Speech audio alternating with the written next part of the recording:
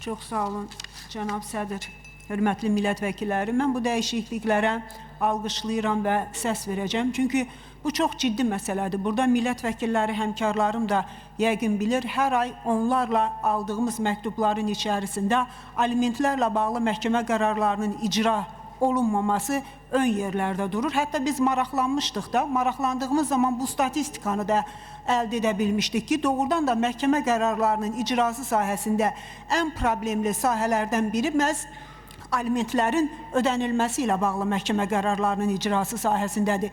Və bu da çox ciddi bir sosial problemi yaradırdı. Çünki boşanmalar zamanı uşaqlar ana ilə qalır və bu alimentlər ödənilmədiyi zaman analar çox ağır vəziyyətə düşürdülər. Ona görə də artıq bu dəyişikliklə hansı qətnamələr dərhal icra olunmalıdır?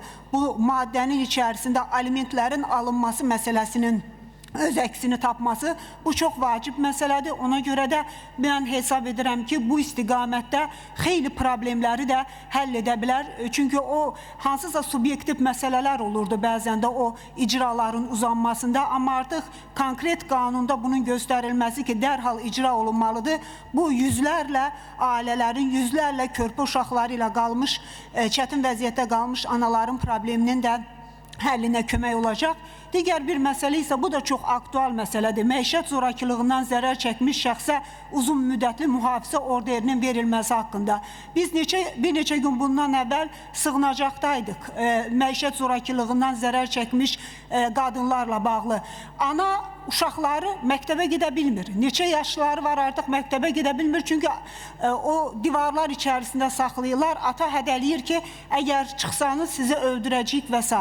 Və ya Tovuz rayonunda bir qətl hadisəsi baş verildi.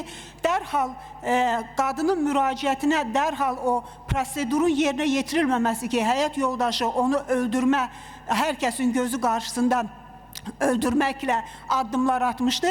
Aradan cəmi bir neçə gün keçdi. Avtobusda hər kəsin gözü qarşısında xanımının boğazını kəsdi və qətlə yetirdi. Ona görə də məişət zorakılığına məruz qalınmış qadınlarla bağlı o müraciətlərin, o qərarların dərhal yerinə yetirilməsi məsələsi bugünkü son dönəmlərdəki biz məsələlər görəndə çox aktualdır. Ona görə mən dəstəkləyirəm və bu məsələlərin qısa zamanda həyata keçirilməsinin bu istiqamətdə çox problemləri də aradan qaldıracağına inanırıq. Sağ olun.